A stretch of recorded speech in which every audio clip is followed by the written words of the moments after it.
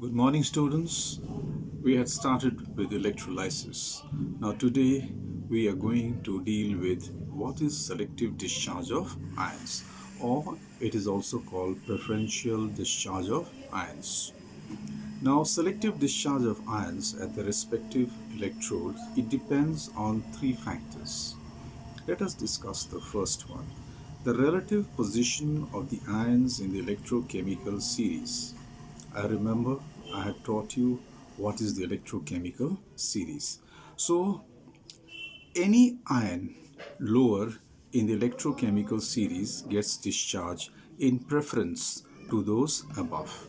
That means if there are sodium ions and let's say cupric ions, so cupric ions being placed at the bottom of the electrochemical series. So cupric ions being placed at the bottom of the electrochemical series will get discharged, not sodium ions, because sodium ions are placed higher above in the electrochemical series.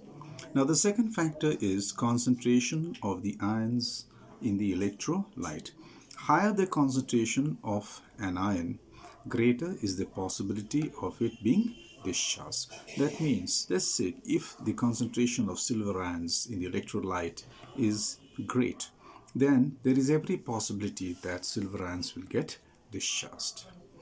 Number three, nature of the electrodes used. That means what type of cathode and what type of anode you are using. For instance, if it is an inert electrode, for example, graphite, platinum, even iron, these are used, then it does not take part in the chemical reaction. So, electrodes like graphite, platinum, being inert in nature, are used. They do not take part in the electrolytic reaction. Now, if I use active electrodes, for instance, made of nickel, made of copper, or made of silver, then it takes part in the electrolytic reaction. So you have to know these three factors on which preferential discharge of ions take place at the respective electrodes. Now, let us begin with the first one, and that is electrolysis of molten lead bromide. The formula is PbBr2. The electrolyte chosen is molten lead bromide, not solid lead bromide. Mind that. Solid lead bromide does not allow the passage of electric current. Now, how do I get molten? I heat lead bromide. Is that clear? Then you get molten lead bromide. Electrolytic cell this is the crucible made of silica. Now, the electrolyte chosen is lead bromide, PbBr2. On passage of electric current, it decomposes into lead ions and two bromide ions. Now let us take a look at the reaction taking place at the cathode. Cathode, you know, is connected to the negative terminal of the battery. Okay? Negative terminal of the battery is the cathode. Positive ions, like lead ions, it gains 2 electrons and gets discharged. So lead is deposited on the surface of the cathode.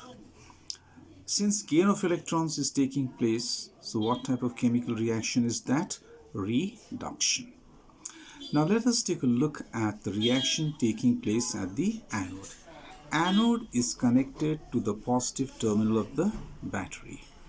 It is positively charged electrode. Negative charged ions, bromide ions, migrates towards the anode. It loses an electron and forms bromine atom. Loss of electron is taking place, so it results in oxidation. Two bromine atoms combine to give you bromine gas. Now, Both oxidation and reduction take place simultaneously during electrolysis of lead bromide. Hence, it is also called, it is a redox reaction. Now, what do you see? Observation. At the anode, reddish brown fumes of bromine gas is evolved. So bromine gas is being evolved at the anode. What is the color of it? It is reddish brown. Now, what have you seen at the cathode? At the cathode, you know that it is lead that is being deposited. Okay, so at the cathode, you'll see that silvery gray metal lead is deposited. Hence, we can say that electrolysis is a typical example of a redox reaction.